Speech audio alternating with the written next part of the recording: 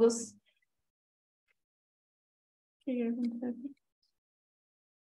Boa noite a todos. Gostaria de agradecer a presença de todos vocês aqui presentes e aproveito para cumprimentar a diretoria aqui presente, na pessoa do Dr. Fabrício, presidente da OAB de Valinhos, o qual passo a palavra. Obrigado, doutora Raiane. Boa noite, doutora Raiane, doutora Flávia, que vão palestrar hoje. Muito obrigado por vocês terem cedido o tempo de vocês, o conhecimento de vocês. Obrigado a todos que estão participando hoje. É por vocês que esse tipo de evento é feito. E eu só gosto de lembrar que a OAB é o maior grupo de voluntariados, né? Nós temos aí quase 20 mil pessoas envolvidas em diversas comissões dentro do Estado. E então o meu discurso hoje de abertura é de gratidão a você, doutora Raiane, que tem conduzido essa comissão, a doutora Flávia, que tem vice-presidido ao seu lado, tem feito um trabalho incrível aí, para que vocês que fazem a OAB, vocês que trazem esse conhecimento, né, vocês que vão lá colher da fonte e traz aqui para a gente. E muito me honra ter duas mulheres aí exponencialmente referências dentro do mercado. Fico muito feliz quando eu vejo o gênero feminino assumindo seu lugar de direito, e a doutora Flávia, que está aí dentro de multinacional, a doutora Raiane com seu próprio escritório. Então, isso me deixa muito honrado de saber que as mulheres estão ocupando, de fato, seus espaços. Então, desejo a todos vocês um excelente workshop. Já peço as devidas escusas aqui à doutora Flávia e à doutora Raiane, que amanhã e depois, por outros compromissos da instituição, não vou conseguir comparecer, mas tenho certeza de que será de muito conhecimento, né? E agradeço vocês por trazerem temas tão importantes, né, e relevância, considerando aí que o direito é atemporal e agora a gente vê bastante o direito digital nas frentes de trabalho. Vocês foram, de fato, inovadoras aí em trazer um tema nada circunstancial, muito pelo contrário, totalmente relevante para a nossa prática de hoje. Doutora Flávia, te desejo aí ótimas vibrações para que você conduza perfeitamente aí a workshop de hoje, nos demais dias, e só desejo a todos que fiquem com Deus. Boa palestra, viu? Doutora Heine, a palavra é toda sua. Obrigada, doutor Fabrício. É sempre uma honra quando o doutor participa dos nossos eventos. Agradeço a participação.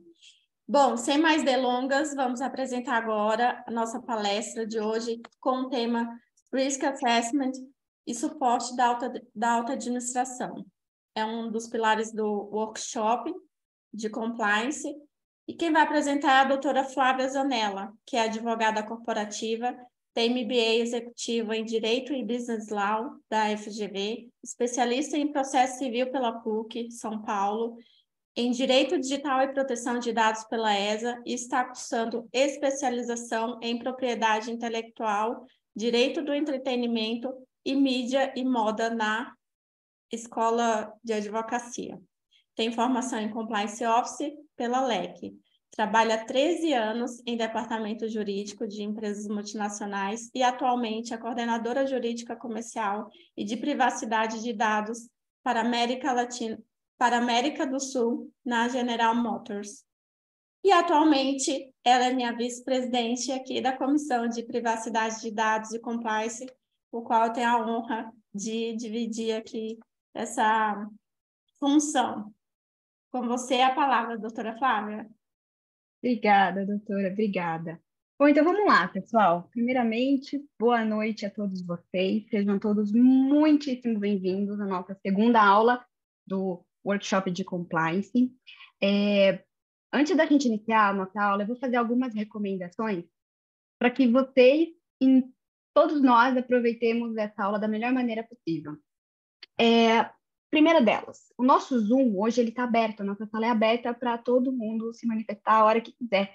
Então, vamos tomar esse cuidado de silenciar o microfone, tentar não bater com a mão no microfone para não ativar. A gente vai ter como desativar, mas vamos tomar esse cuidado. Essa aula vai ser bem curta, no máximo uns 40 minutos. Então, vamos ter aquela dedicação com nós mesmos de silenciar o celular. Vamos ouvir a palavra do compliance, dessa vez bem focados. Vocês podem colocar tanto as perguntas no nosso chat, ou então me interromper e fazer a pergunta, talvez no momento ali que eu estiver planando. A gente vai ter uma hora da apresentação que eu vou fazer um risk assessment junto com vocês, então quem quiser participar, fique à vontade para interromper mesmo, fazer suas colocações, fazer suas sugestões, a gente discutir, a discussão sempre nos engrandece, né? Então fiquem muito à vontade para fazer isso.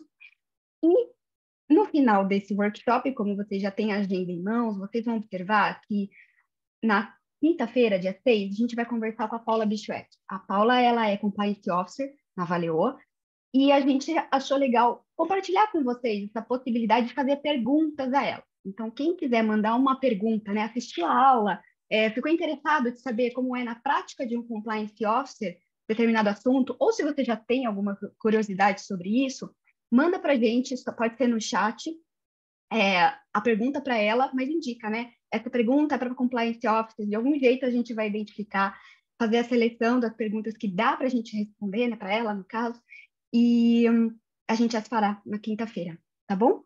Então vamos lá, gente. Foi. Bom, na aula 1 do nosso workshop, que foi lá em abril, a doutora Rayane apresentou um excelente e completíssimo overview, né, um resumo do que é compliance. Ela explicou os conceitos gerais, as legislações relacionadas, os pilares de compliance, mas eu não tenho como iniciar esse assunto sem comentar um pouco sobre a definição mais abrangente do que é o compliance. Quando a gente fala em compliance, a primeira coisa que vem à nossa mente é conformidade, né? Até porque conformidade, eu diria que é a tradução literal do inglês para o português. Mas essa conformidade é em relação a quê, né? A leis, a requerimentos, políticas, a regulamentação, regras. Mas será que compliance é só isso? Ele seria limitado a esse cumprimento de normas? A gente entende que não. A gente e todo mundo que atua na área de compliance, né? O compliance é um pouquinho mais do que isso. Ele é a área do direito que busca a integridade, busca a ética na atividade empresarial. Então, mais do que você achar que tem conformidade com as leis e regulamentos de determinado assunto, o compliance vai buscar transparência, vai buscar a garantia de que as condutas da empresa estão sendo realizadas não só em compliance, não só em cumprimento à legislação, mas também da forma mais ética possível, mais íntegra, que na verdade é como a gente espera que uma empresa seja hoje em dia, né? Então, eu digo que o compliance tem a missão dificílima que muitas vezes nem o advogado puxa para si, que é responder aquela pergunta: não é proibido determinada conduta, mas ela é ética, ela está 100% íntegra, não tem lei que a proíba, mas é ético fazer isso? É isso que o compliance, na visão tanto de departamentos jurídicos, mas dentro de empresas, é para isso que ele serve, é para isso que existe essa área, e é com esse olhar que eu queria que a partir de agora vocês ouvissem, né, tudo o que eu vou compartilhar aqui com vocês. Existe uma frase, né, pela qual eu sou apaixonada, inclusive, e que ilustra bastante essa máxima de compliance, que inclusive foi usada numa campanha de conscientização da população lá em 2017 pela CGU. Essa daqui. O errado é errado, mesmo que todo mundo esteja fazendo. O certo é o certo, mesmo que ninguém esteja fazendo. Eu diria que essa é o mote, né? É o objetivo e um dos princípios de compliance. Mas vamos lá, né? Eu estou em departamento jurídico de empresa, que a Rayane já adiantou, há pelo menos uns 10 anos, há 13 anos, na verdade. E antes de 2013, o que a gente ouviu, o que a gente sabia de compliance, é que era um aspecto e muitas vezes estava dentro da auditoria e que falava sobre ética, mas que era pouco entendido dentro de empresa. O próprio departamento jurídico, muitas vezes eu era de departamento jurídico nessa época, e a gente confundia as atividades de compliance com atividades da auditoria. E aí, lá em 2013, o Brasil criou uma legislação e acabou trazendo toda essa nova roupagem para o que a gente entende de compliance hoje em dia, né? Essa legislação é justamente essa, é a 12.843 de 2013, e veja só, né? Ela já vai fazer 10 anos agora, dia 1º de agosto.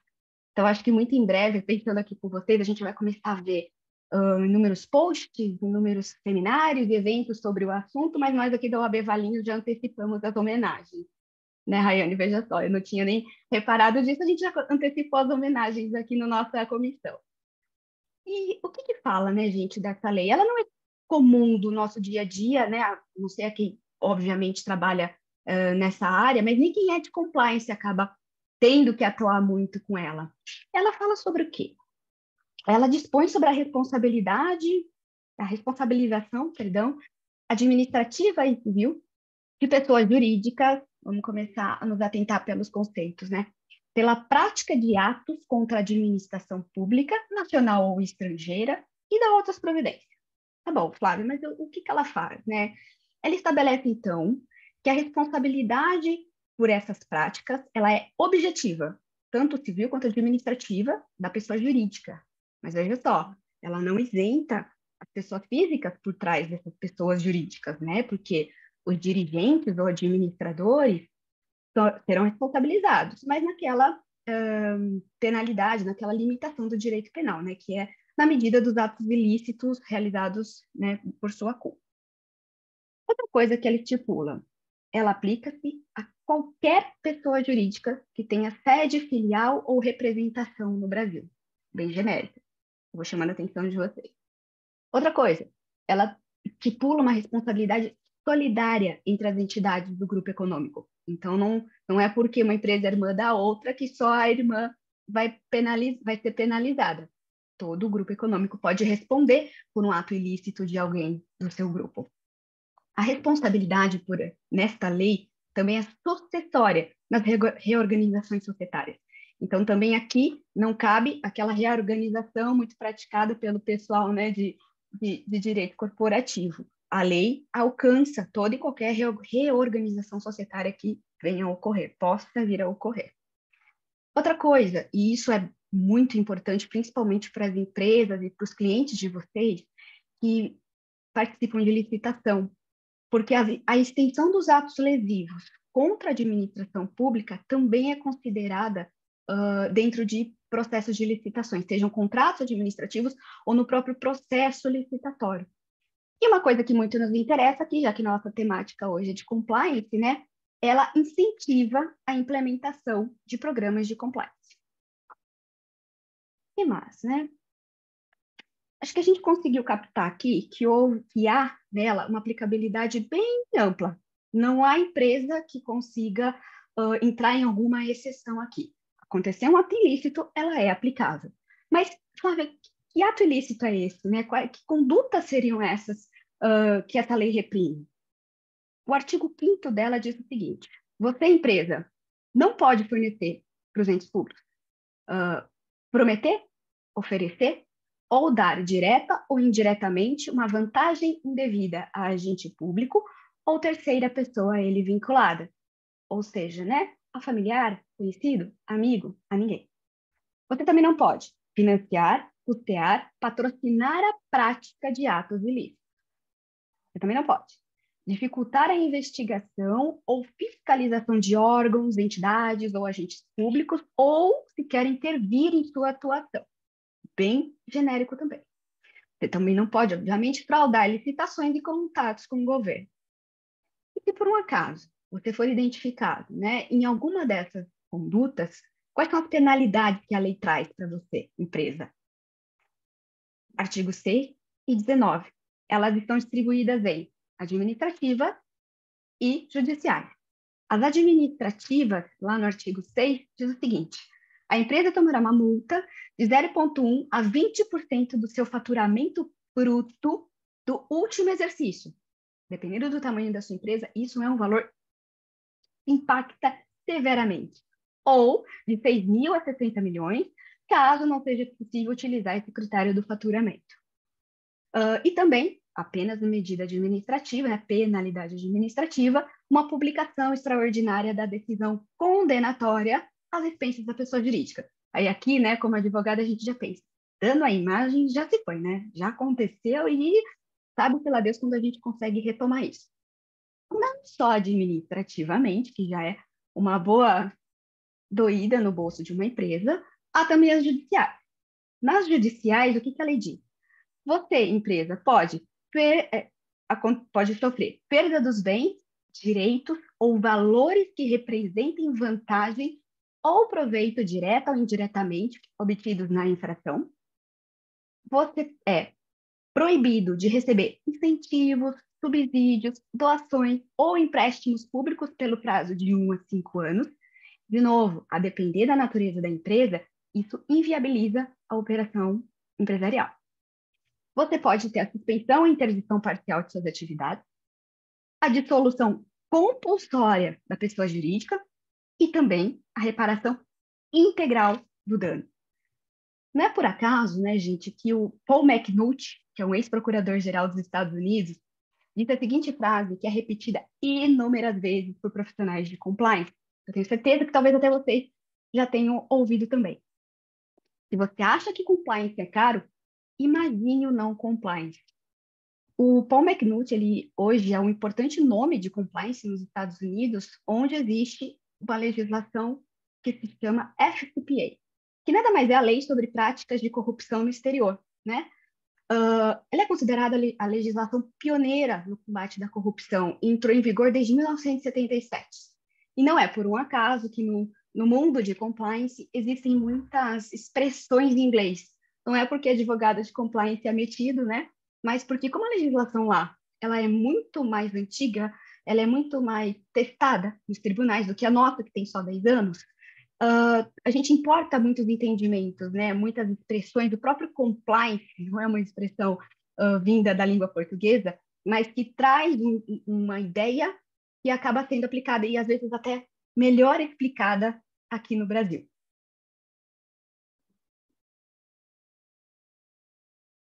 Vamos lá. Então, vamos lá, né, gente? Até agora eu expliquei para vocês o quê? Eu acho que vocês conseguiram entender qual que é a natureza de compliance, o que é compliance, e você começa, então, a olhar para o seu cliente e fala, ok, vamos então, senhor cliente, né, a lei anticorrupção brasileira te obriga a ter um programa de compliance interno, te incentiva severamente que você tenha esse programa de compliance interno, e você precisa passar por alguns steps para desenvolver esse programa, né? Como advogado, a gente tem aquela facilidade. Então, é o seguinte, senhor cliente, você vai praticar uma due diligence antes da contratação. Essa due diligence a gente vai tratar em algumas aulas mais para frente, tá? Você vai confeccionar um código de conduta para aplicar a você, né, aos seus empregados, a quem te fornece e também aos seus clientes. Você vai ter cláusulas contratuais prevendo a aplicação da lei, de integridade, de boas condutas. E aqui, evidentemente, eu não só estou falando de compliance com as leis anticorrupção, mas também compliance com qualquer legislação. Quando a gente fala de compliance, a gente tem esse direcionamento para a lei anticorrupção, porque foi ela que acabou, né, criando o setor de compliance como a gente conhece hoje em dia. Mas, em termos de ética, o cumprimento de qualquer legislação brasileira também é um compliance, tá bom? Então, você também cria, né, treinamentos para os seus parceiros, sejam eles, de novo, né, fornecedores, ou às vezes até clientes, se a gente pensar em empresas que trabalham com distribuição, e você também estipula que você vai fazer auditorias nos parceiros. Legal. Feito tudo isso, será que isso realmente mitiga o risco? Isso realmente deixa a empresa preparada para poder receber uma auditoria, talvez, de compliance, mas a não ter nenhum risco em nenhuma ponta das suas operações que envolva compliance, né? Que envolva, talvez, até medidas de anticorrupção? Nesse momento, que eu vou apresentar para vocês duas definições importantes. É necessário que a gente entenda crucial, eu diria, diferença entre os mecanismos de proteção, que são todos aqueles que eu citei anteriormente, e que, para a prática jurídica, né, são aqueles que são feitos por advogados, na maioria das vezes, né? Ou o jurídico interno providencia, ou ele contrata um escritório externo para providenciar esses mecanismos de proteção, né? Também existe o mecanismo de integridade. Que, ao bem da verdade, ele deve ser cuidado, né, e garantido pela empresa inteira. Mas é justamente isso que a gente vem conversando até aqui. O que seria, então, um mecanismo de integridade? O que eu considero, pelo menos, o maior deles? É o tema da nossa aula. O Risk Assessment. Né? O Risk Assessment, que também, em bom português, é o mapeamento de risco. E é o quê? É o ponto de partida para a definição de o que fazer em programa de compliance. Então, assim, antes da gente pensar em código de conduta, em cláusulas contratuais, em treinamento de parceiros, a gente precisa entender, naquele nosso cliente, naquela nossa empresa que está perante a nossa análise, onde estão os riscos, onde estão as vulnerabilidades dessa empresa, onde que eu preciso identificar os riscos para criar e tomar medidas mitigadoras para que eu não incorra, eu empresa, né, meu cliente, eu não incorra nenhuma conduta de lei anticorrupção ou de cumprimento de legislação. E aqui você pode entender para qualquer legislação, que eu já combinei com vocês e vou reforçar ao longo da apresentação. E como que eu faço esse mapeamento, Flávia? Por onde eu começo, né? De uma forma bem simples, gente. Vocês não vão nem acreditar. Perguntando. A gente, num bom português, perguntando. A gente precisa começar por perguntas. Você que vai fazer esse mapeamento de risco, você precisa começar com perguntas. E aí, tá, mas eu pergunto para quem? Aí você tem que você se perguntar, quem conhece o risco? O grande X da questão é você saber para quem perguntar. O presidente da empresa conhece os riscos? O advogado interno, que às vezes te contratou, é aquele que conhece todos os riscos? Ou, sei lá, né, a área de finanças conhece todos os riscos? O presidente da empresa, ele está tão distante, por exemplo, de procedimento da portaria, que ele não passa na portaria como alguém que acessa, né, e que deixa a sua identidade lá pela primeira vez. Ele nem sabe se os visitantes têm ou não que deixar um documento na entrada. Quem seriam, então, essas pessoas? A equipe, pessoal.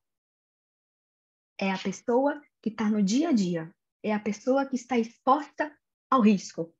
Ai, mas Flávia, eu chego nessa pessoa, então eu faço uma reunião lá com o time de finanças e apenas pergunto, ok, time, quais são os riscos? Também não é tão fácil assim, né? Obviamente que você pode chegar e perguntar, e aí, pessoal, quais são os riscos? Mas a questão aqui também, para você fazer um bom risk assessment da empresa que você tem, é você saber como perguntar. Você tem que chegar nessa equipe que está com o seu tesouro na mão, que é a informação, e saber como extrair isso dela. Você pode fazer perguntas para estimular a reflexão da equipe, para então eles entenderem onde há efetivamente um risco, e então montar a matriz de probabilidade e impacto junto com você. Mas quem vai te dizer isso, pessoal, é a equipe.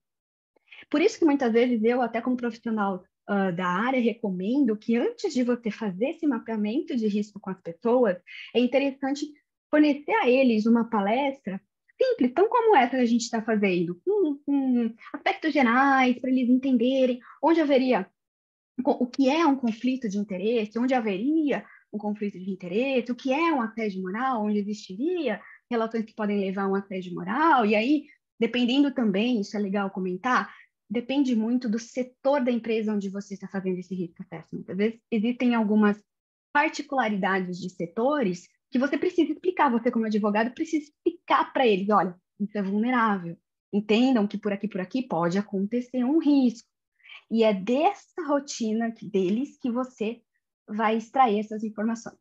Aí você fala, Flávia, para que isso? Que trabalheira.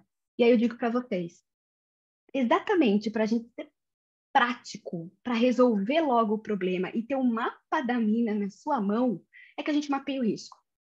E por quê, né? Porque ao mapear o risco, a gente pode definir as medidas mitigadoras que eliminem ou controlem os riscos mais significativos.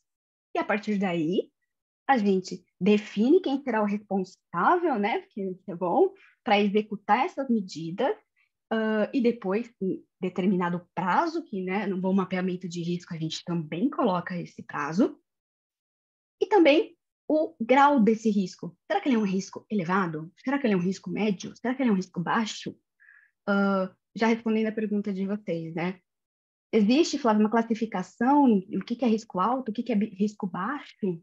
Não tem, gente. O problema é você conhecer o seu cliente e identificar mais por feeling, experiência, o que pode ser alto, o que não pode ser, mas a gente vai fazer um mapeamento de risco agora e acredito que vocês vão conseguir captar qual é a parte que o advogado atua.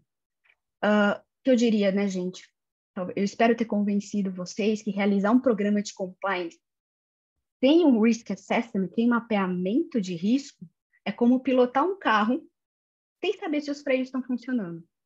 Porque você não sabe, você está ali oferecendo o melhor dos seus pareceres, cuidando das ações judiciais, defendendo o seu cliente, mas você não sabe se os documentos que você está usando estão adequados, se a vulnerabilidade ainda está aberta dentro da empresa. Mapeamento de risco. Quer oferecer um serviço bacana para o seu cliente?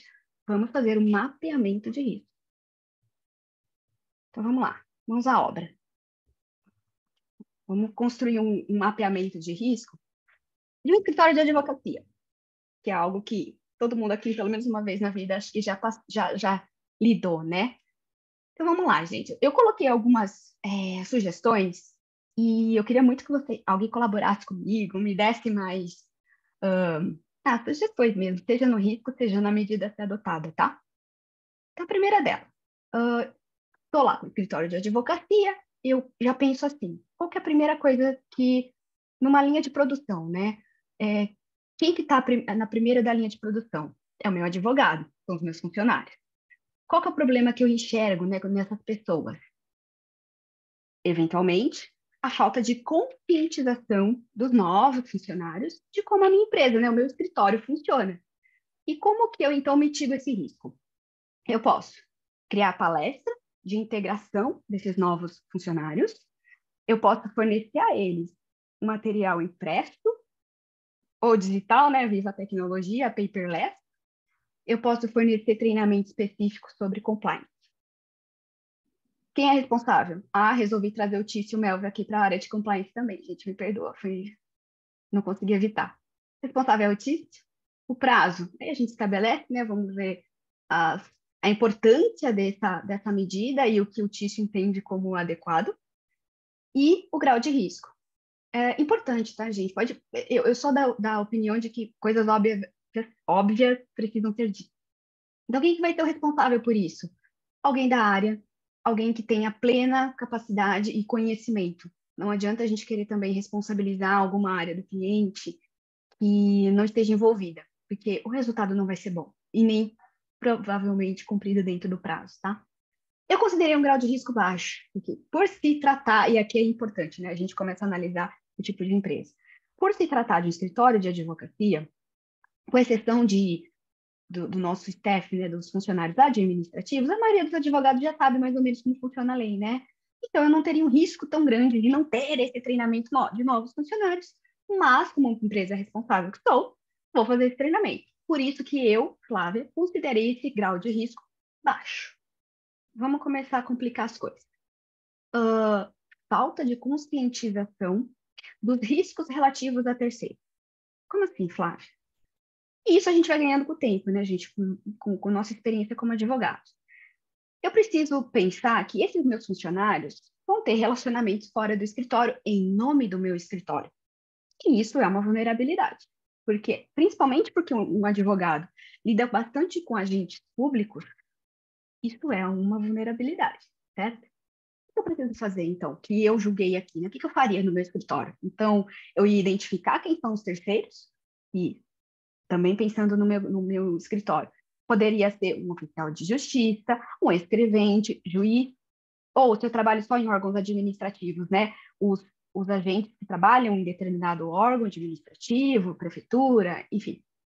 Eu preciso catalogar quem são os funcionários que atuam com estes terceiros. Então, eventualmente eu posso estagiário e conversar com eles. Ser advogado? Pode, mas será que todos os advogados podem conversar com ele? Ou eu sei que só os meus advogados sêniores têm autorização para ir conversar com o juiz? Pode ser, dependendo da estrutura. É importante que eu saiba quem da minha empresa, né, do meu escritório, tem autorização para ir conversar com um agente público. Por que, Flávia? Porque você está mapeando o risco, você está diminuindo o seu risco. Se você, empresário, você, cliente, sabe exatamente quem está falando com quem, em quais situações, você tem o risco na sua mão. Certo? Criar normas específicas para esse contato com esses juízes e serventes.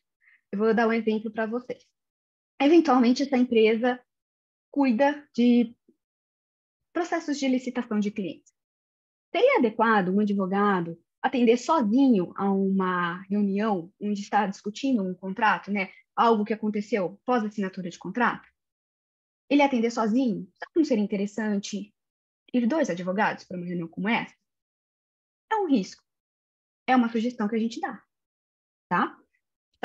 E treinamento, né, gente? Treinamento também é sempre importante. Eu acho que a gente começou falando isso, né? Você conscientizar, a sabedoria leva as pessoas a lugares inimagináveis. Então, a gente dá sabedoria para o nosso empregado, para os empregados do nosso cliente. Saberem o que fazer e não fazer é imprescindível.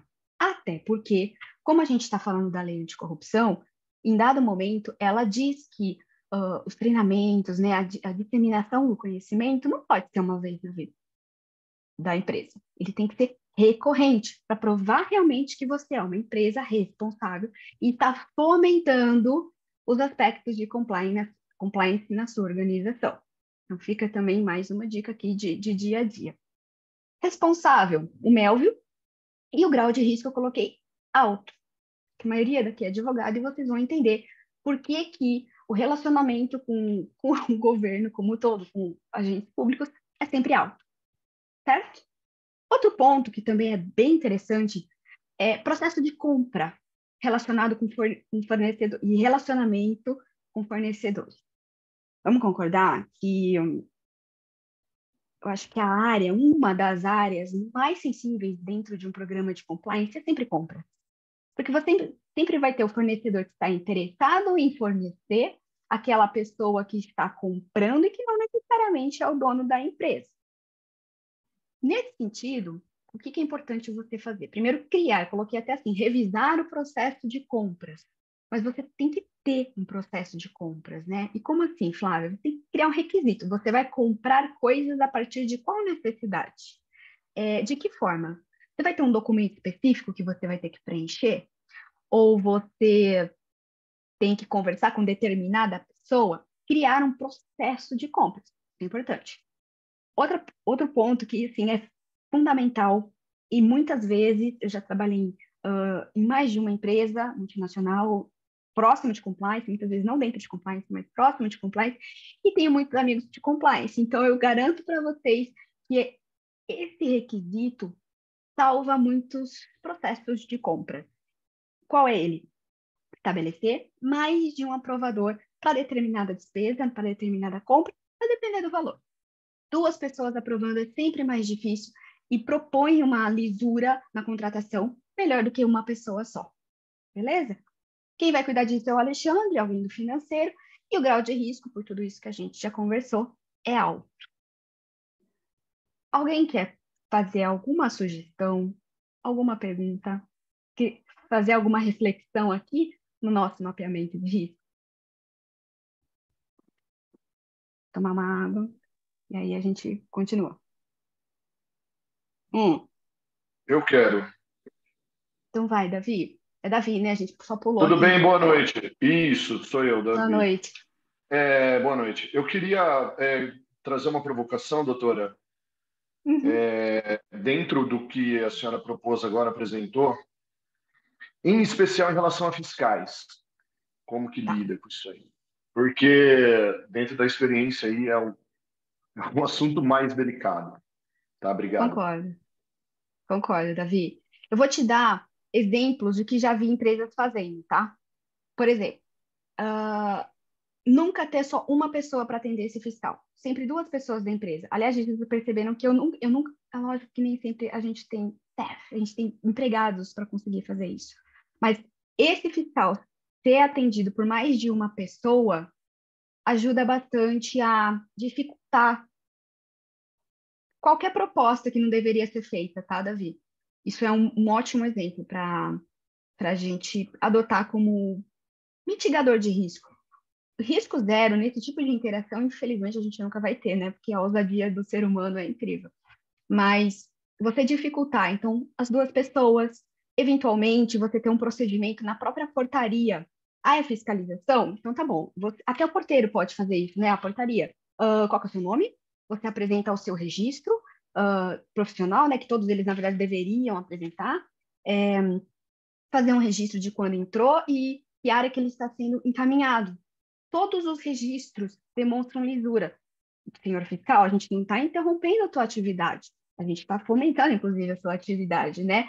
Só que eu preciso registrar a tua presença aqui, a hora que você entrou, a hora que você saiu, com quem você falou. E essas duas pessoas, eu acho que é o melhor exemplo que a gente pode colocar como uma medida mitigatória, tá, Davi?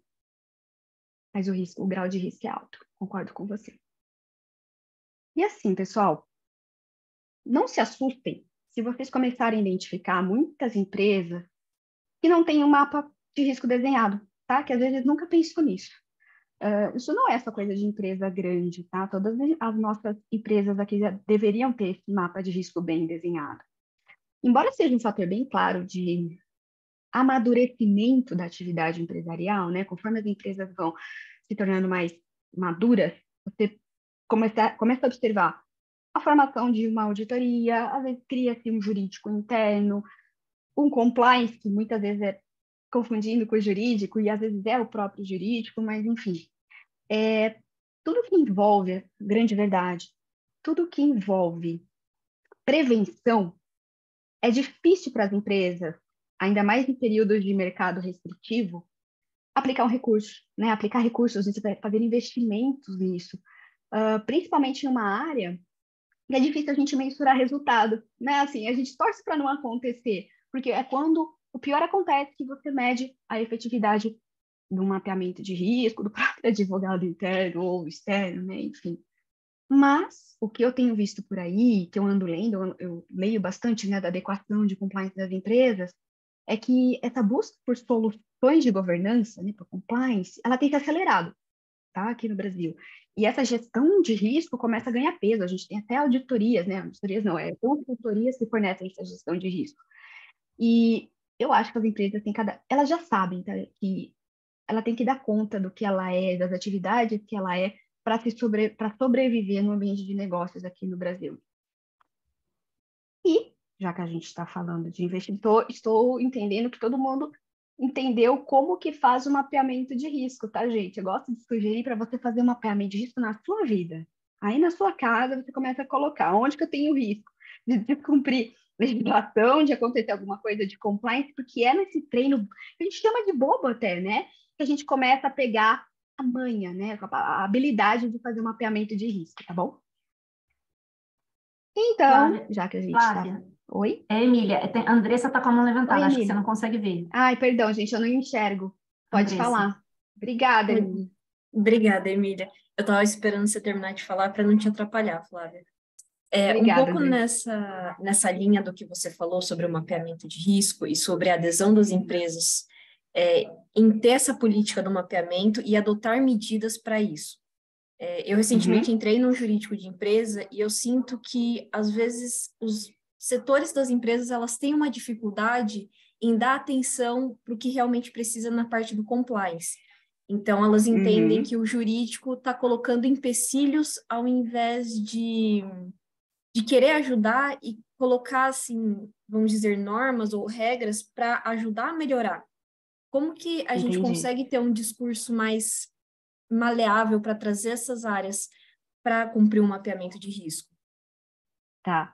André, você estava sorrindo, porque assim, eu sinto a sua dor. Você falando, eu acho que eu tenho uma vida de ter o convencimento de que as nossas áreas internas precisam cumprir, né? Precisam tratar dessa prevenção.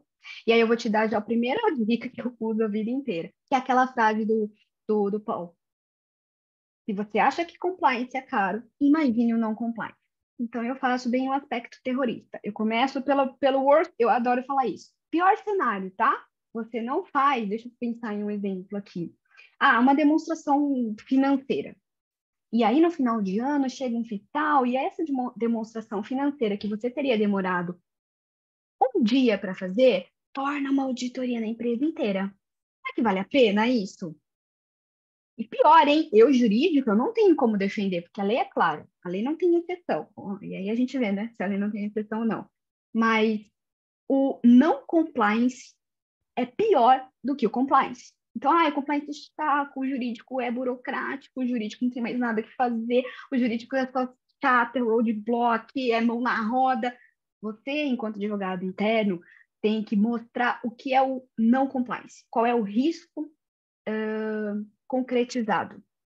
Essa é a parte que você começa a convencer as pessoas de que gastar uma hora do dia deles, né, aplicar um recurso, ou às vezes até fazer um investimento em determinado sistema, ou, não sei, ter um parecer de um escritório para determinado assunto, é um investimento, porque isso não vai interromper a atividade da empresa mais para frente, para voltar a corrigir um erro que era facilmente mitigado se tivesse seguido o mapeamento de risco.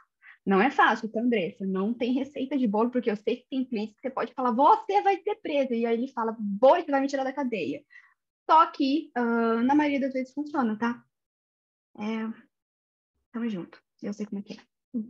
Até hoje, Obrigada, tá? Clara. Imagina. Doutora, Vamos lá.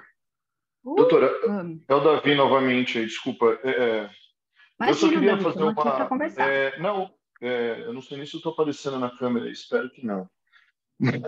Mas Não tá, para mim não tá. então, beleza, eu espero que para as outras pessoas não. Mas vamos lá.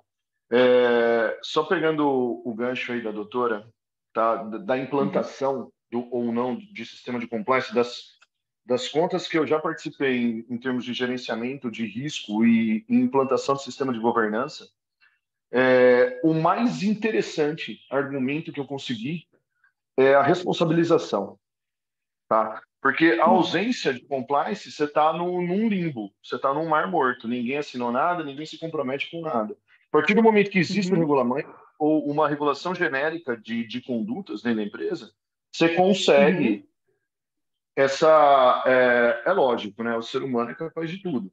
Mas quando você tem uma declaração, um código de conduta, você consegue mitigar essa situação dentro de um programa pré-estabelecido. E é exatamente, é lógico, eu não sei o entendimento aí, a senhora deu o parecer, me parece que a doutora Rayane também fez uma palestra anteriormente, que eu, não, infelizmente, eu nem fiquei sabendo, não pude participar.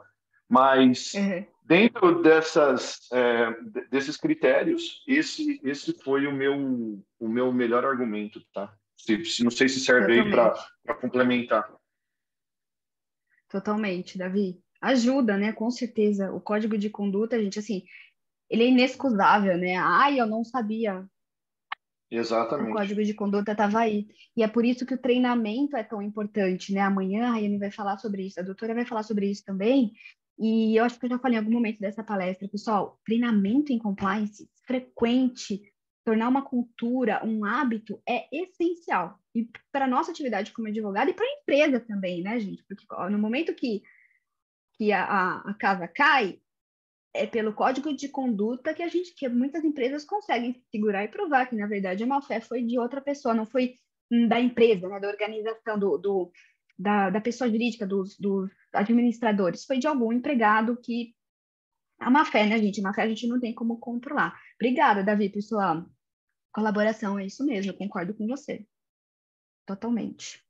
Doutora Sandra, doutora, tem um comentário da doutora Sandra Rangel sobre fiscalização nas pequenas empresas.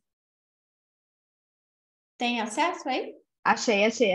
Pequenas empresas têm muitas dificuldades com fiscais, pela minha experiência com reclamações que recebo. Concordo, doutora. É por isso que um dos principais, gente, eu até assim reitero, porque eu já vi muitas coisas serem solucionadas porque tinham mais de uma pessoa na sala. Sabe aquela história, o dito pelo não dito?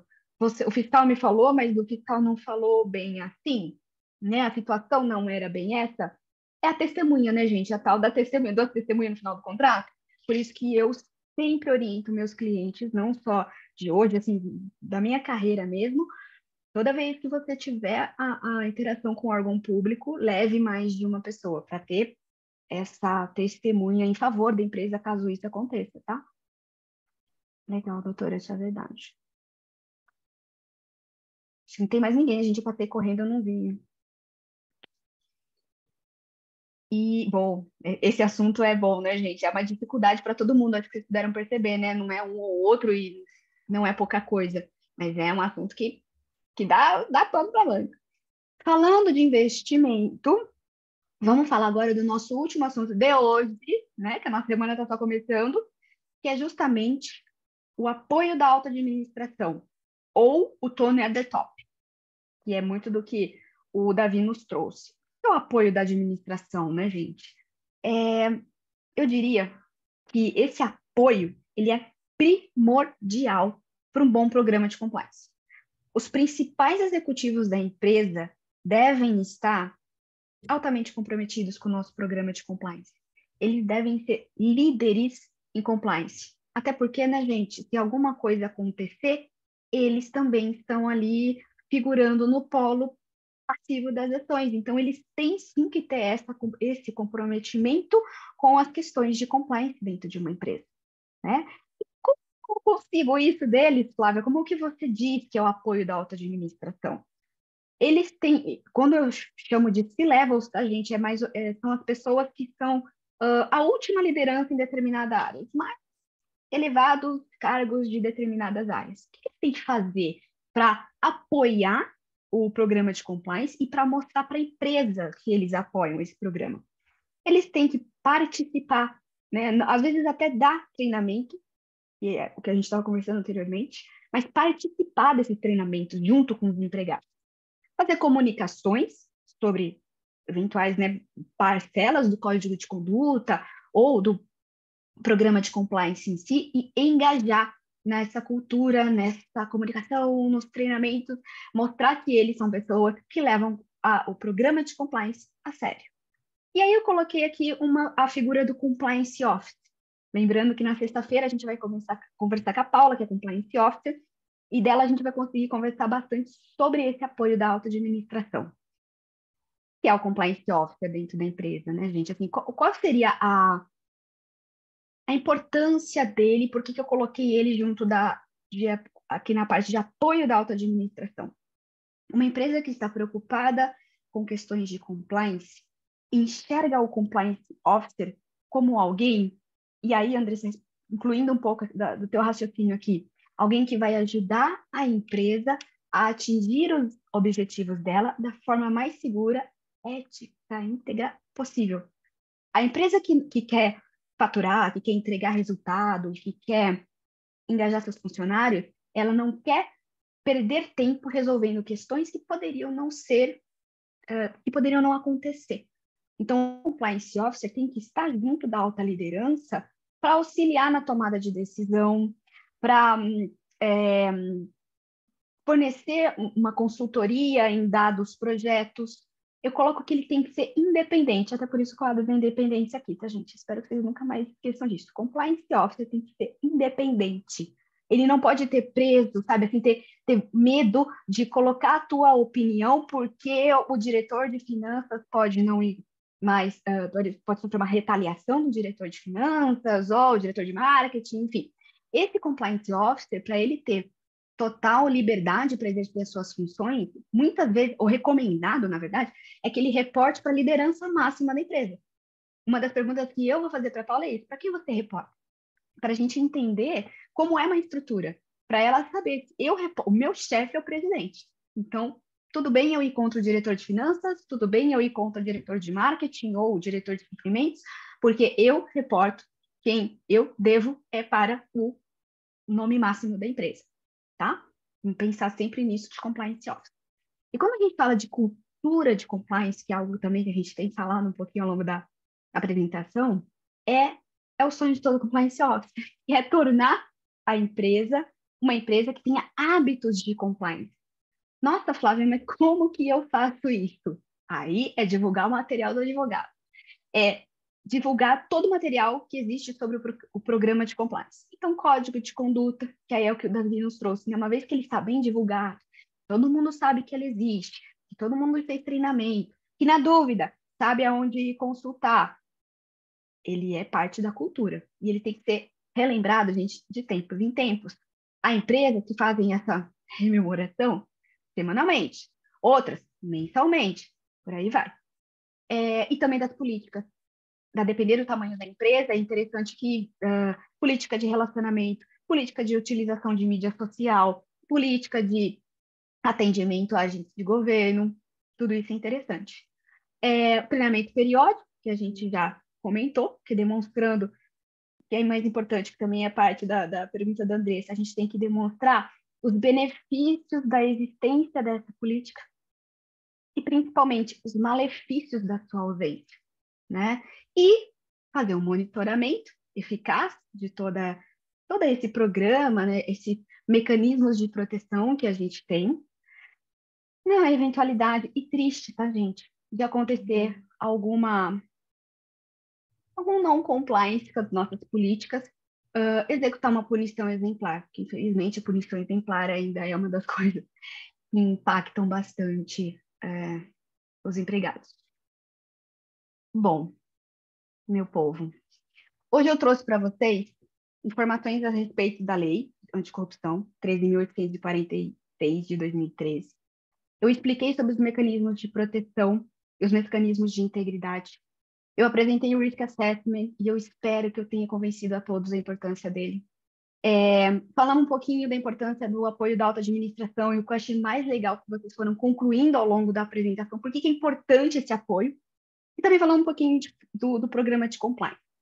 Se alguém tiver alguma dúvida, vocês podem me mandar um e-mail, aqui no chat vocês já têm, ou me adicionar no LinkedIn. Eu adoro falar sobre isso, falo sobre isso com prazer com vocês, assim, adoro trocar e criar situações hipotéticas de como a gente resolveria isso. Amanhã vocês vão ter uma aula muito bacana com a doutora Rayane sobre políticas e controles internos. Eu volto na quarta-feira para a gente falar sobre monitoramento, auditoria, investigação. Alguém quer fazer mais alguma pergunta? Fale agora, a gente conversa amanhã. Obrigada, gente, por estar comigo até aqui. Boa noite para todo mundo. Bom descanso, seja só segunda. E até amanhã a gente volta. Obrigada. Obrigada. Parabéns, doutora. Obrigada. Obrigado, boa noite. Boa noite, gente. Obrigada, boa noite. Pessoal, boa noite novamente. Gostaria de agradecer a presença de todos. Doutora Flávia, excelente explanação sobre o tema, parabéns. Pessoal, quem também quiser, como a doutora Flávia falou, na quinta-feira a gente vai receber a Compliance Officer, doutora Paula. Então, quem quiser, no decorrer da semana, desses dias, deixar as perguntas, né, para fazer para o Compliance Officer, pode deixar aqui, já de imediato, ou também mandando através das redes sociais, tá? E até mesmo através do e-mail onde vocês receberam esse convite, tá bom? E também, quem precisar, quem quiser o certificado, tem aqui no chat o link, tá? Um formulário para vocês preencherem, para a gente poder emitir o certificado. Esse certificado ele vale horas para a faculdade, né? Esse evento ele é realizado em parceria com a Comissão OAB da faculdade e também os demais advogados que quiserem o certificado pode pedir também, tá bom? Então é isso.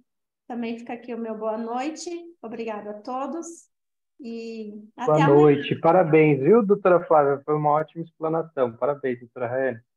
Tchau a todos. Obrigada, Doutora Emília, que gente. bom Tchau, te tchau. ver, te rever. Olá, prazer é meu. Adorei a palestra. Amanhã eu vou estar aqui de novo para acompanhar você a semana inteira. Tá bom. Mais alguma coisa? Não, né? Doutora, excelente. A gente se fala daqui a pouco.